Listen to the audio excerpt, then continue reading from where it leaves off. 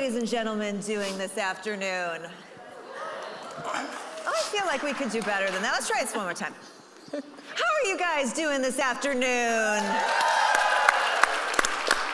Fantastic. I'm glad to hear that because this is the panel that I have been most excited for, the Empowering Women panel, and I'm so excited that we have not just women, but fantastic men in our audience. So really, really excited. Before I kick things off and introduce our panel, I do like to get to know the audience a little bit. Can you show me, just a quick raising of the hands, how many of you are entrepreneurs in your own rights, men and women?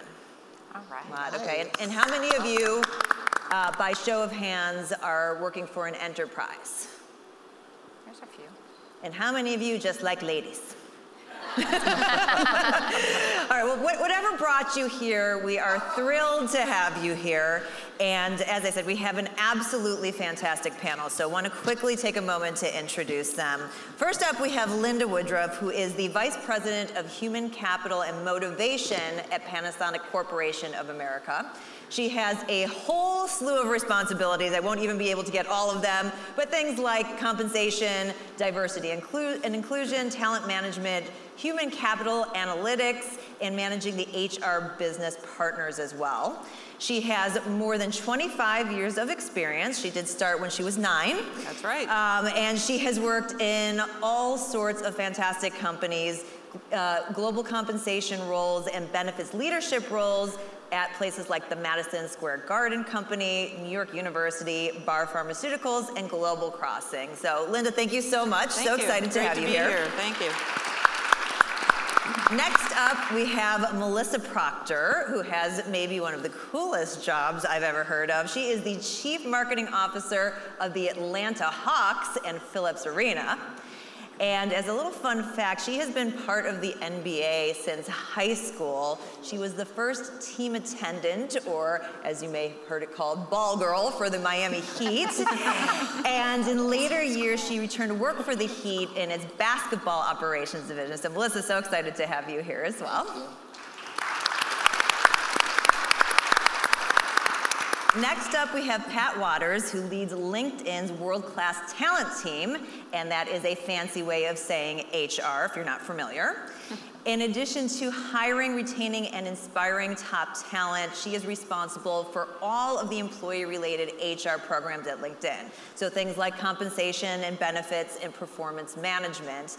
And she has a deep background in tech, including positions with and advisory roles with all kinds of companies that you guys know, Plantronics, Twitter, Yahoo, and the like, and other companies in other industries like Applied Materials, Merck Pharmaceutical, Viacom, and Calvin Klein Cosmetics. So Pat, so nice to have you.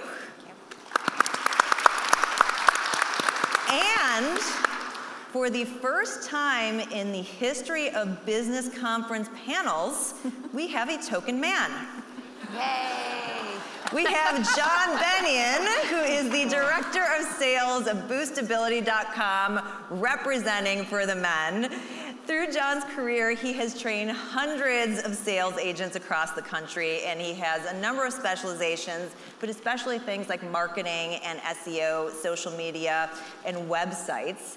He has more than 15 years of sales experience, but he contends that his sales career actually started when he was 5, when he sold his art collection to his grandmother for $5. And he's also very well qualified to be on this panel because he has 5 sisters as well. So John, welcome to the panel, and thank you. And I did want to point out, we thought it was very important because in the topic of empowering women, we can't empower women if the men don't have a role, so we really appreciate having the representation on the panel. All right, so I want to start by polling the panel, just a quick show of hands. How many of you, first of all, think that there are certain challenges that women face because of their gender? Okay, on the same page there. How many of you have had an unpleasant encounter personally, or John, have witnessed one for women because of your gender? All right, so I want to start things off by actually sharing some of these stories to make them real, because I think one of the issues in terms of empowering women is that you hear about things, say, oh, it's really not a big issue. So let's put some realness around this. And Pat, I want to kick things off with you. So what is your story you can share about an unpleasant experience that happened that was because you were a woman? Well, one that's really crystal in my head deals with compensation with my pay. And I was in a conversation earlier in my career with my male manager about my compensation, and I was seeking a promotion. I wanted to grow my career. And he said of course I don't need to worry about comp because my husband has a job. Like, my income isn't as important because my husband will take care of me. And I said, wow, that would be awesome if he had a job. And I'm like, how do you know he's not unemployed? How do you not know if he's, I'm a widower. How do you know or that why I'm does not it matter to begin with? And then he goes, well, I go, and why wouldn't you pay me the same as a boy? And then as soon as I said that, I realized that I crossed a line. Like, as soon as you go there, it's an awkward moment. Like, I can say, how do you know he's unemployed? But as soon as I say, why aren't you fair? It became a little more awkward conversation that I wasn't prepared to have. And so how you navigate it as a woman, how you negotiate is different. Women negotiate differently than men. And how we raise our hand is different than men do. And so learning how to do that and seeking advice from other women was a big deal for me. So is that what you tell women in terms of dealing with a situation like that, is that you need to learn how to negotiate and anticipate these types of questions ahead of time? Yes, just know your worth, right? It has nothing to do with my husband. It has nothing to do with the stars and the moon or the grass on the ground. You get paid for the job you do. Get paid fairly. And know what the market pays. And if you're armed with good data and you have a bit of swag, a bit of confidence of the quality of work you do, because I'm sure we all rock it, then demand and ask and expect fair pay. Very well said. That gets a big round of applause from me on the fair pay side. All right, Melissa, coming to you on the storytelling side, what is one of your unpleasant encounters? Well, I have a couple, but I think maybe the most recent one that I can think of is I was promoted into a position and all of my peers were men in that role. And I was doing the job, but I was also faxing, and I was also doing my expense reports, and I was also booking conference rooms and catering and everything. I was kind of playing multiple roles, and one day I went to my boss and I said, I could really use some help. And he was like, oh, well, then why don't you get an assistant? And I was like, oh, wow, I can't. He was like, yeah, you never asked. And I said, wow, well, all of my colleagues had, and I'm sure they may not have had to ask. It was almost like the expectation, but because I was able to wear multiple hats and do everything that needed to be done, it made it very different. So for me, it just really opened up my eyes to say, having a tendency to always trying to do more and be more and help and, raise my hand, I also needed to speak up, much to your point, and know my worth and know what I also deserved in my position. So is that part of your advice to women who encounter those issues, that you really have to not anticipate that somebody's going to give you something, that you have to speak up and ask for it? Absolutely. All right, Linda, let's hear your dirty stories. Well, handling compensation, I've had the opportunity to work with board of directors, including a compensation committee, and you'd have consultants present in those meetings. And for the majority of the time, it has always been I'm the only female in the room, and continues to be that way. I think the challenge, and it continues to be a challenge, is when we take our little bio breaks and I go off my way and everybody else goes their way. I know there are conversations that continue to happen. So what I've tried to do to counter that is to just make sure I have an advocate of the various things that we're trying to pass through with the agenda, and making sure that they're, within an earshot of what other conversations might be still happening in those little bio breaks, so that when you go back into the meeting room, you really haven't had an opportunity to miss anything, if you will. I think that's great. That's very sage advice. All right, John, putting you on the spot. So obviously, I'm sure you get asked to do all sorts of things because of your gender. But in turning the tables, what have you witnessed? What have you seen, whether it's colleagues or somebody else say or do or act towards a woman because that professional was a woman? An experience came to mind when Pat was speaking. And it was when we were hiring some sales reps, and one of our sales team assistants who was helping out with the hiring, when we made an offer to a female, a worker, she actually changed the offer when she sent it because it wasn't what she got paid when she started. And I said, no, this is what we negotiated salary-wise. And she said, why didn't you pay me that much when I started? And I said, you didn't ask. One thing that I would encourage, and this is part of where we can really make a difference, is something I learned in a class, a women in business class, was that women are far less likely to ask for more or negotiate when they're in that setting. And so I couldn't help but think that you've got to ask, because in many cases they are willing to pay more, but sometimes you just have to ask for it. And I think that a lot of times it's a fear of maybe they're not going to like me, or that I'm not worth that much. Some of the things that the rest of the panel has talked about that's stopping it. But if you do your research and you can prove empirically this is what the going market rate is, you should be willing and able to ask for that. Yeah, and I think we've got to. I didn't. It made me reflect that maybe it's something that I even need to encourage a little bit in the hiring process too. I didn't know. I did not know that was something that women had a harder time doing, asking for more, negotiating. But I've tried to make it a point since that, hey, if you are going to apply for something, if you're going to go out there and ask, do the market research, figure out what you're worth, and then negotiate that. That's great. And I think it's an important message for women to continually tell other women, but for men to tell other women as well. I will share that I've actually even had an experience at this conference. So I was having a business meeting after moderating a panel yesterday and introducing Tomas. And I was having a business meeting with another woman. It was the first time that we met. And the other woman, who I believe is here in the audience, asked a gentleman who was sitting, was wearing a conference tag, if he could take our picture. And he said, with clothes on or with clothes off? Oh, wow. Yes. And I'm sure it was meant as a joke, but I think that these are the kinds of things in terms of the discussion of empowering women, that women, you just have to know this is something that can happen and be prepared for it, and it doesn't hold you back. You just say, okay, this is somebody who maybe I don't want to work with. But for men to know, if we know each other, maybe that's a funny joke to make, but if we don't know each other, that's something that puts women off a little bit and says, it makes it hard for us to feel empowered and feel like we're equal in the situation. Oh. Say that again? I was surprised he's here. I thought he was busy with this transition. All right, well, moving on from that, I do want to stay on the sort of the topic of the way that women act, because we've all set the stage here that we do have these issues that come up from time to time because of our gender. But I think that in terms of navigating the stereotypes, there is a tendency for some women to feel like they have to then act a different way. Maybe take on some male characteristics, feel like they're more competitive, be a little bit more aggressive and the like. So Melissa, let me start with you.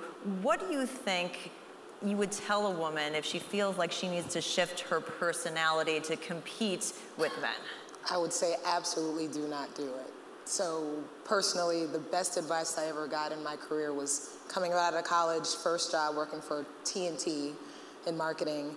And I went to our then president, and I felt similarly, like I needed to assimilate to a certain degree to fit in more, but then also to kind of position myself differently to be heard. And he said, absolutely not. You came in with a certain set of skills, history, background, experience that makes you unique, which is why we want you here. So bring your entire self to work every day and be unapologetically yourself. And I think that advice has served me well throughout my career, and the advice to just be authentic to who you are and allow your work to really speak for itself, and allow your reputation to build based on all the things that you're doing is really important.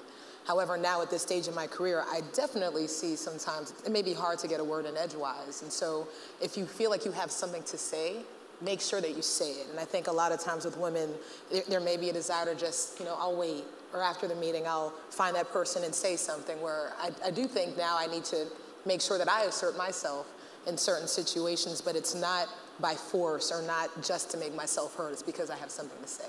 Pat, would you agree with what Melissa says? Absolutely. Yeah.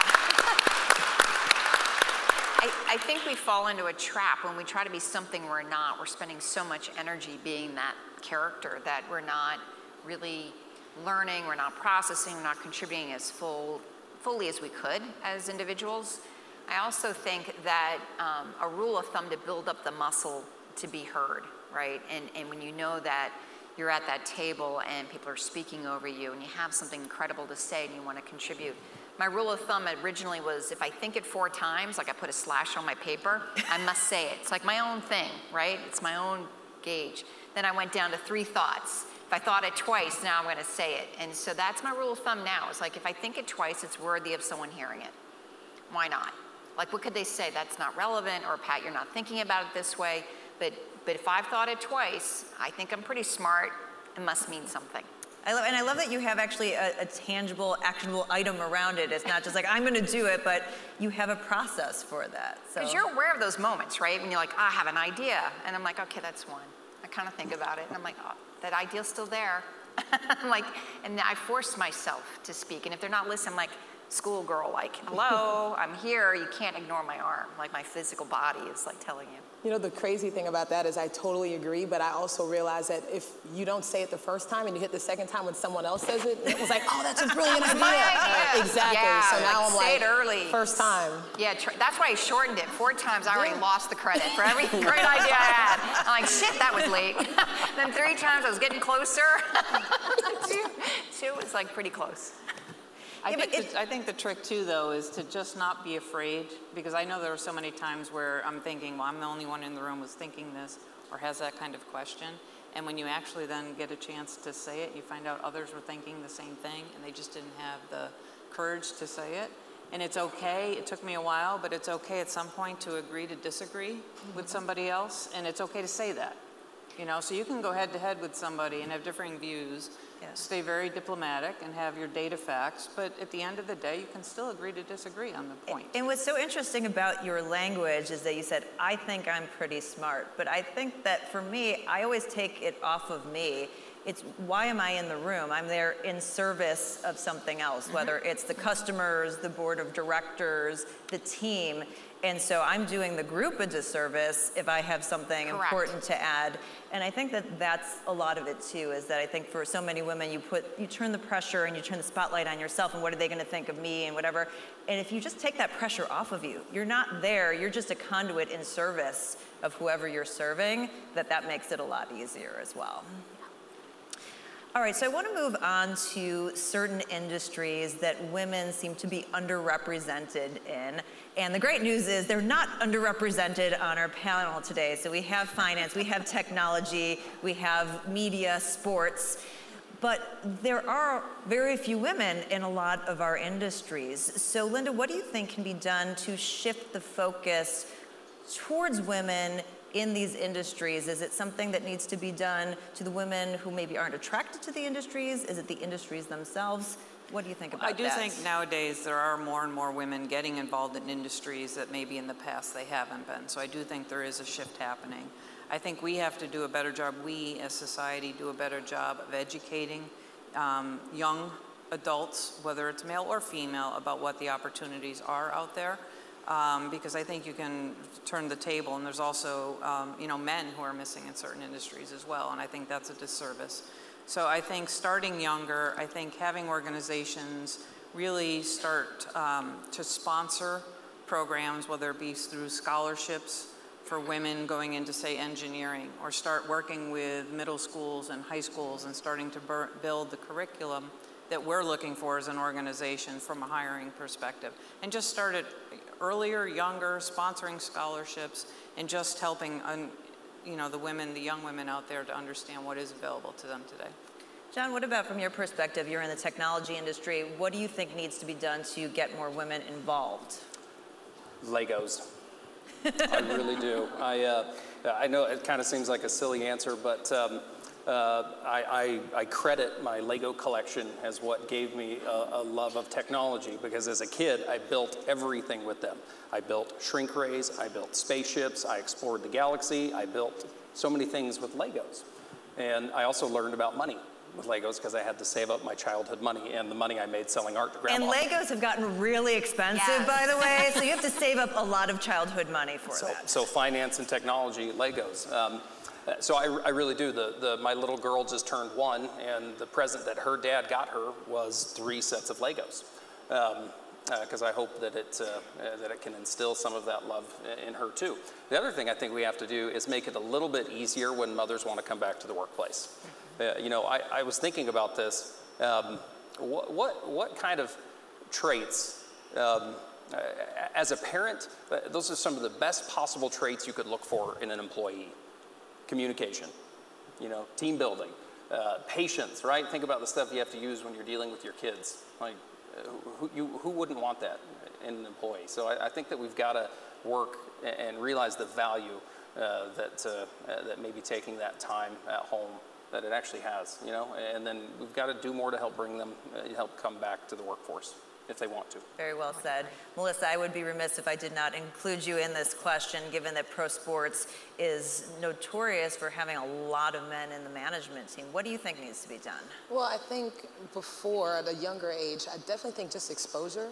So what I've been doing a lot in just speaking is really just letting little girls know that there are opportunities outside of playing the sport. So anywhere you go, it's like, oh, I want to be a professional athlete, whether either girls playing basketball or boys. But by taking members of my marketing team or other members of our organization out just to speak, people are amazed at all the jobs. I'm like, yes, there's HR, there's IT, you name it, there are opportunities in sports. So I think awareness is important. But within the workplace, totally agree in terms of showing that a woman can be a mother and come back and still have an opportunity to work and grow her career. At the Atlanta Hawks, we recently created a business resource group internally called WIN, Women's Inclusion Network, and it's for men and women just to come in and be able to learn from each other and go outside and meet other professionals doing things, advancing their careers, and just really kind of providing mentorship and opportunities for understanding growth and how it's possible. I don't think there's a shortage of women in sports. I think there's a shortage of women in leadership positions in sports. Yeah. And so for me, it's just really being available and an open door to be able to mentor and help as many women as I can.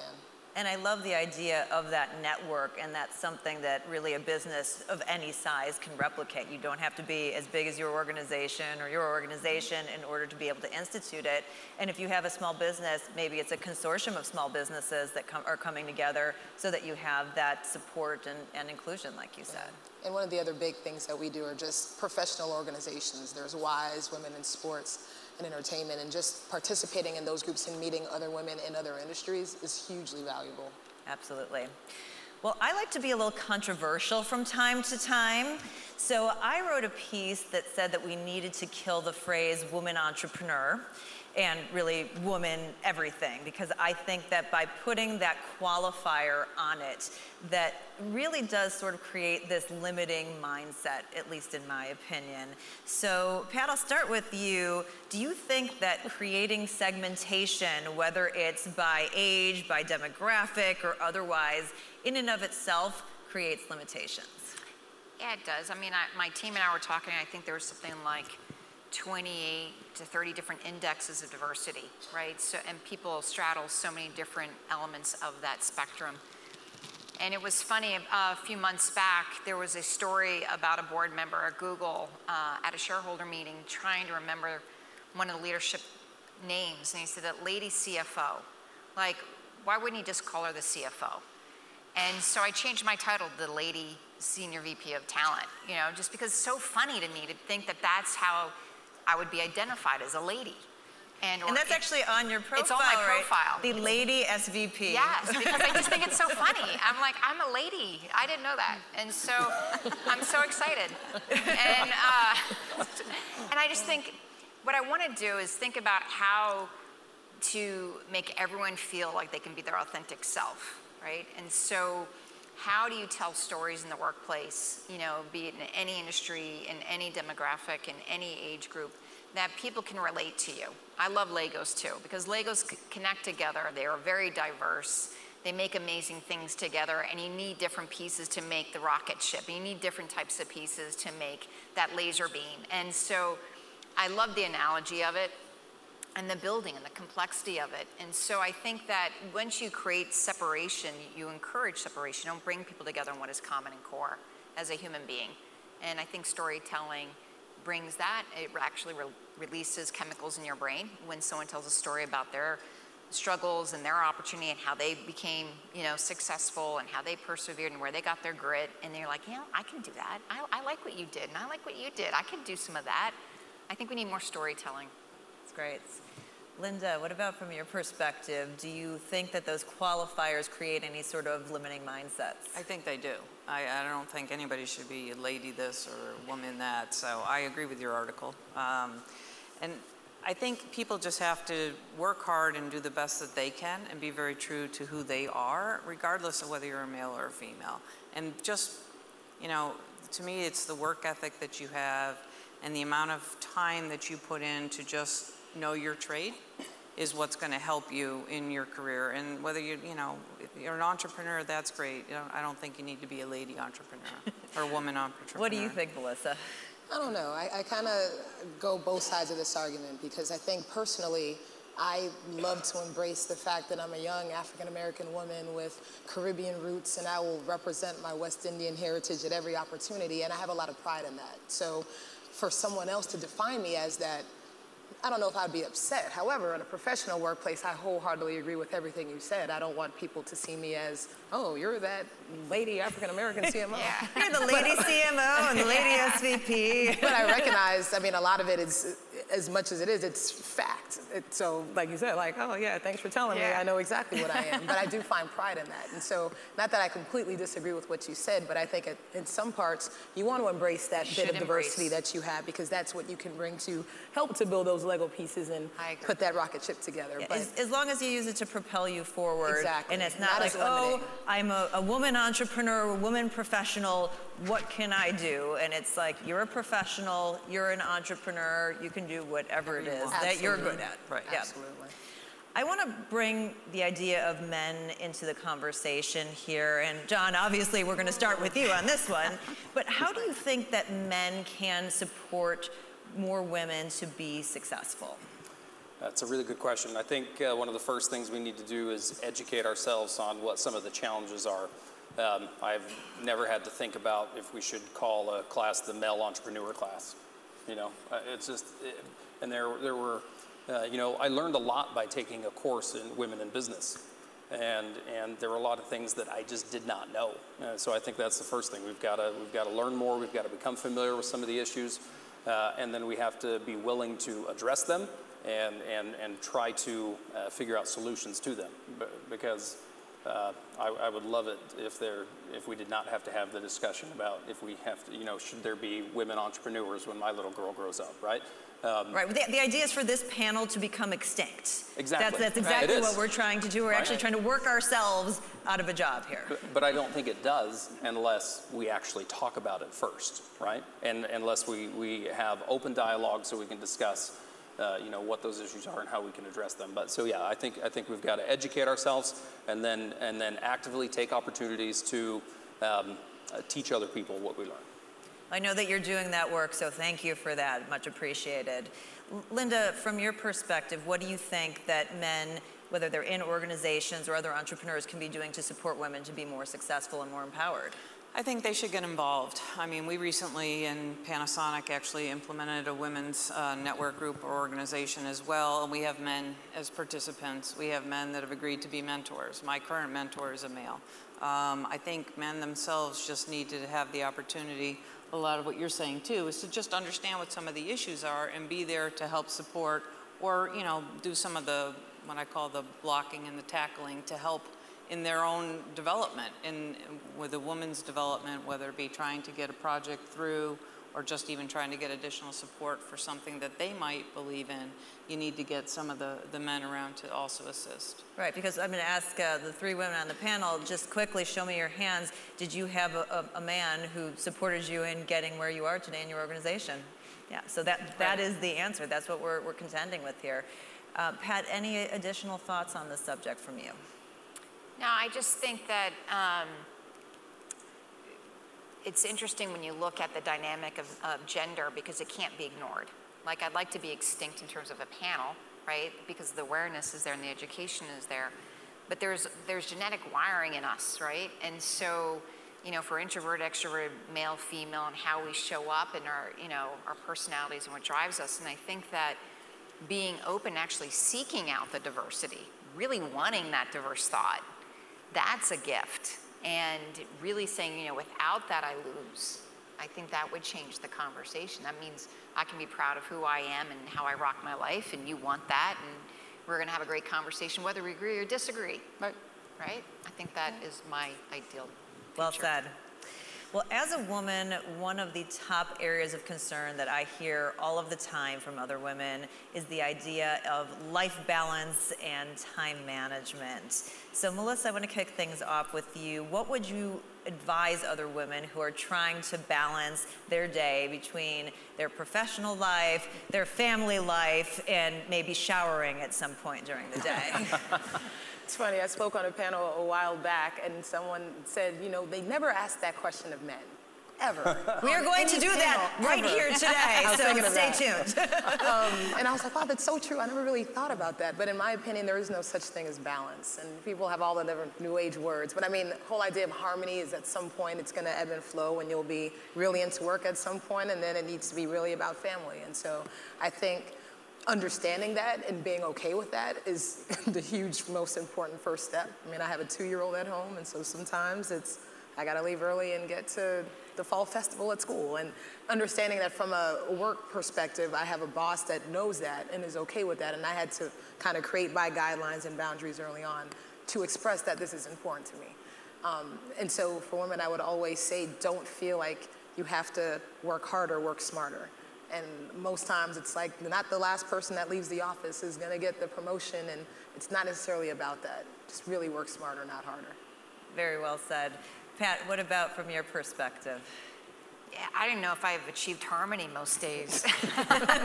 So I've got 3 older kids now, but when they were younger, I made a deal with my children because I wanted to be part of their life. And it's really hard when you work full time and you're trying to make your career grow and you make trade-offs. I miss a parade, I miss whatever, right? And I make trade-offs. And so we kind of like book our field trips together. I'm like, you get a field trip a year and they each choose one. And if I'm lucky, I get 2 for each kid. I mean, these are tough choices. And my commitment to my family, which served me well, was that, you know, I got them cell phones when they first came out as soon as I could, because they couldn't page really well when the pagers were out. Now I'm dating myself. But on the cell phone, and they could call the family, right? And if they called me once and I didn't answer, they knew I knew to call them at a break. Like they wanted to call me, they were reaching out, and I would call them on a break. Mommy saw it. If they called me back to back, it was the BAT hotline. Like they know I have to stop what I'm doing and pick up a phone. And to this day, they still call the BAT hotline at least once a year just to test me. But that was the biggest gift we had with each other as a relationship, because they knew I was always in their life when they needed me. Mm-hmm. And sometimes work fell when that happened, right? And the family didn't fall apart knowing that they weren't really important. They could wait. They learned patience. You know, we learned our ebb and flow. Like harmony didn't exist for some years, and sometimes it does. But that call, that framework of commitment to them was a big deal for me. And it's interesting because it's not always the quantity of the time, but it's the quality and their just knowledge that they know that you're still there. I know my husband and I travel constantly. I've got 180,000 domestic miles year to date. He's got something that's pretty close and not in the same cities. And so we do the same kinds of things where we write each other notes and put them, you know, inside the suitcases, or do FaceTime and those kinds of things to create the connection, and just know that they're still an important part. And I think that that helps to create some kind of balance, even though we can't always be there together. Linda, I know that you've got 2 kids and you've been through this before. So what have you done over your career to create that balance? I've outsourced as much as possible. In all seriousness, seriously, that was the best way I could do to prioritize, right? And there are just certain things in life that I am not good at doing, so those are the first things that I outsource. And what are those things? Like cooking, baking, making costumes. So I did not miss the Halloween parade, but we had the store-bought costume on, or the store-bought cookies were taken, because I outsourced those things. Now, did you ever take the store-bought cookies and arrange them on a plate and try and pass them off as home-cooked cookies? I did, and my children would call me out on it, but that's okay. But to me, that wasn't what was important. The important thing was I spent time with them. So my biggest thing, and to this day, I had somebody at work say to me, they laughed and they said, I thought of you the other day. I outsourced cutting up the carrots for the stew or whatever that she was making. And she said, you know, Linda said to outsource. So she bought the cut carrots just so she wouldn't, that saved her 10 minutes so she could spend time doing something else. And that's how I've done it. I love that advice. All right, John, so apparently this question never gets asked to men, and we are going to do this live in front of an audience right here today. So what about life balance for men? Yeah, it turns out that's not just an issue for women. I think that's probably an issue with most of us guys, too. We just don't like to talk about it or anything, as far as that goes. But it's fine. We're getting there. Thank you. I just heard some really good advice from all of you, and I'm just sitting here thinking, my kids are little, and I am absolutely going to outsource my lawn mowing so I can spend more time until Kenny's old enough to mow it, and then I'm going to make him do it. Exactly. But you outsourced it to him, though. Yeah, exactly. Yeah, and then You can direct him. That's bonding.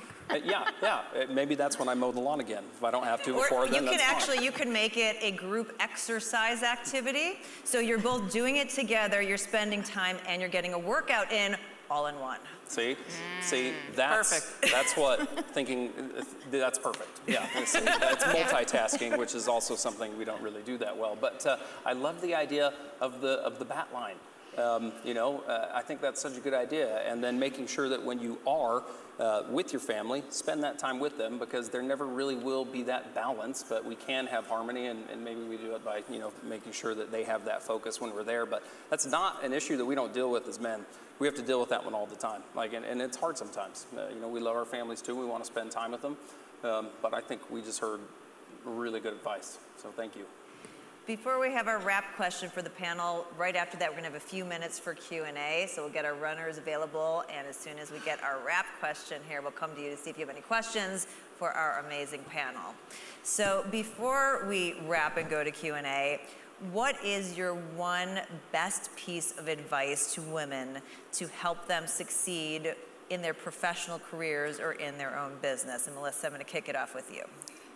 I would say my best advice is to be open, and there's no one direct way to get to any particular goal. And I think my career has been a testament of that, because from mopping up sweat for the heat to where I am now, I've had like 50 jobs in between, and all continuing to build on a different tool set for my own career, but never knowing what the end goal will be. And for me, being open and not having a clearly set, I have to do this, has broadened my horizons to so many things I could have never dreamed of.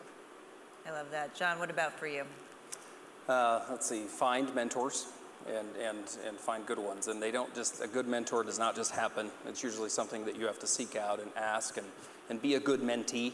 And then I'm a big, I love reading. I think, a love for reading has served me very well. So I encourage you to have some good books that you're reading. Linda? Well, I agree. I think it's a combination of everything that's been said so far. I also think that just be true to yourself, so know what you're good at and what you're not good at, and then just be always open to continuously learn. Like emotional intelligence or whatever the phrases are nowadays, you've really got to be in touch with that. And if you know that there's one area that you really struggle in, then spend extra time in there, in that area of whatever that is, and step outside of your comfort zone. I mean, I literally have internally at my organization, people know what my strengths are and where my weaknesses are, and I've asked them to give me constant feedback. It's the only way that I'll get better, and I would just encourage everybody to, have that little bit of humility, if you will, so that you are open to continue to learn. Pat? Yeah, stay curious, be authentic, and what I like to call play Goldilocks.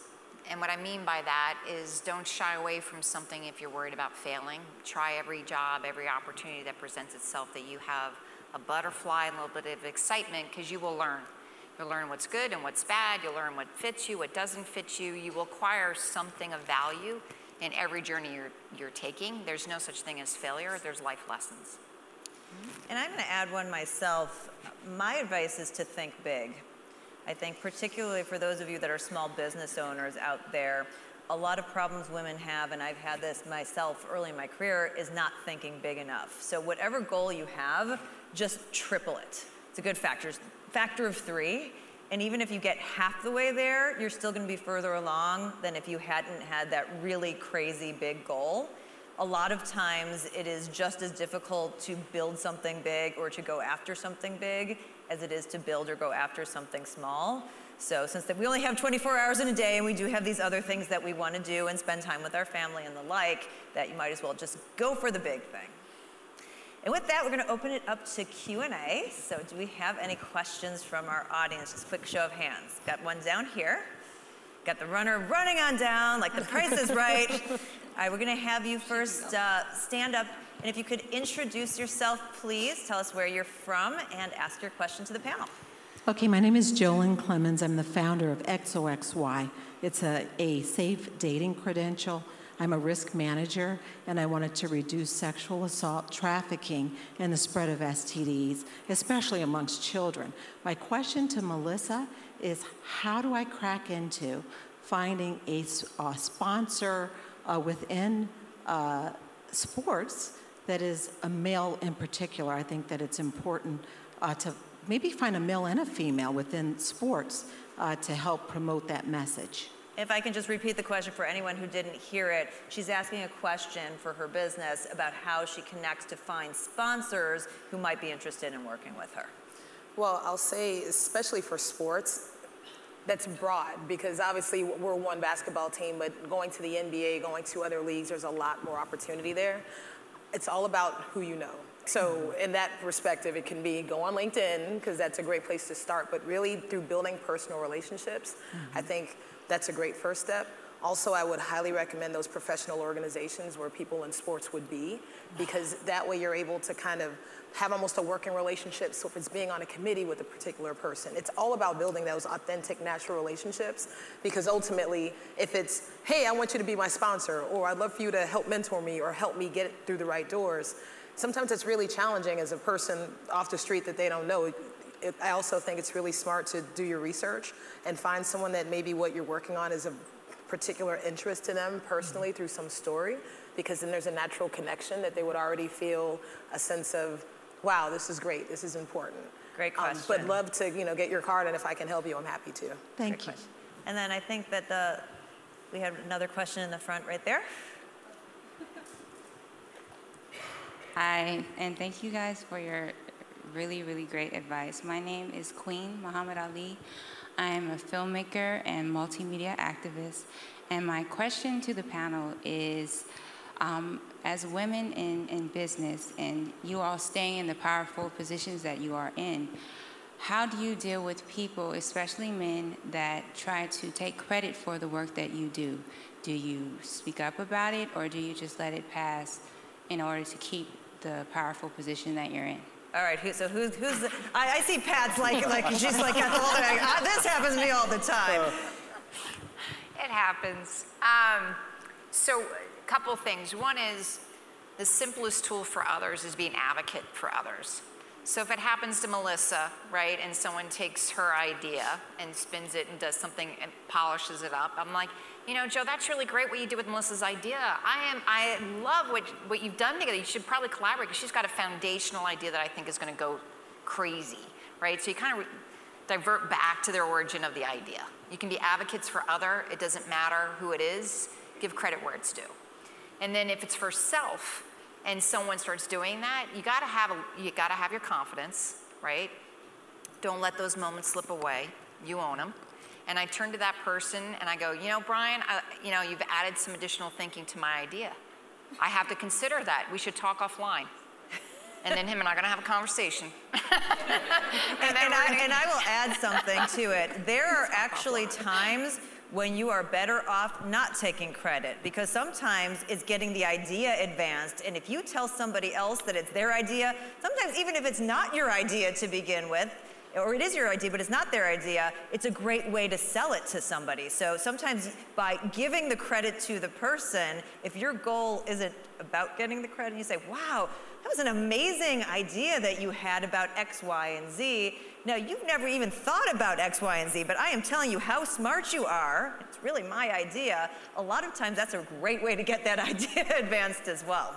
Or combine them, right? Take their idea and say, I love what you're doing with my thinking, you know, and be sincere about it, right? They're adding value, right? Don't be so territorial to the point of moving the ball forward. We have time for one more question. Do we have any men in our audience? There, we got one right here. Hi, thank you for doing this talk. I was really excited to see all of you here. And I'm Ani. I'm a freshman at Arizona State. And for me, my goal is to start a massive company, although that sounds very generic to a lot of people, but it's really, really what I want. And I'm a big believer in empathy and understanding people and putting myself in their shoes so I can solve problems. And so for me, my question is, how can I better educate myself as a male, about problems that women are facing in business, and how can I help? Linda? Well, there's a couple of different resources I would say to start in terms of educating yourself with, you know, the Women Entrepreneur magazines or some of the other women resource groups that are out there specifically around women, just so you can hear what some of the items that they've discussed or talk and share and blog about, if you will. So you should get an opportunity there to get a sense of what women are dealing with nowadays. That would be my first thought. Yeah, I think one of the other things you can do on sort of a micro basis is obviously the women that you're interacting with may have a different set of issues than perhaps other women. And so just take the time to have one-on-one conversations as you're bringing people into your team and say, you know, what are the things that you're concerned about? Is there anything that I can help you with? You know, just in general, just have an open dialogue, and you don't have to say, as a woman, but just get to know the person. And I think by having those open, authentic relationships, you will, in and of yourself, know what the issues are and be a great support. Any other thoughts? Yeah, I absolutely agree. I was gonna say, just ask. And a long time ago at Turner, I did this process called appreciative inquiry, where very similar, it was like, what would make this the best place in the world for you to work? What would make this your dream opportunity? And by asking those really broad questions, you can probably get to the heart of some very unique differences between all the people that you work with, but ultimately be starting a fantastic culture from day one. And I would also say to the men in the audience is just be a defender. I know particularly coming out of the finance industry, there have been many times when I've had colleagues, and not necessarily when I've been there, where some discussions happen about a woman in some contexts, and there is some of the gender issue at play. And just be willing to stand up and say, give her a break. It's really hard. She's the only person on the team. Like, what would you do if you were in the other position? I think just standing up and being a defender, if we could just have more men doing that would be a huge, huge step forward. Any other thoughts from the panel? One thought that just kind of keeps coming back, and it answers your question and yours a little bit. You're going to find those moments where you get to exercise your courage, and it's hard. It's one of the hardest things to do. But whether it's asking a total stranger just to sit down and have a conversation, or it's trying to come up with the words to, hey, this is my idea, or hey, you did an awesome, I like what you've done with it, but how about we work on it together? But it's something that I encourage people to do. Find those moments where you can exercise that courage, because the more you practice it, it doesn't really get easier, but you get better at doing it. All right, and that is a perfect way to end our conversation. I want to give a huge round of thanks to our fantastic panel for sharing so generously.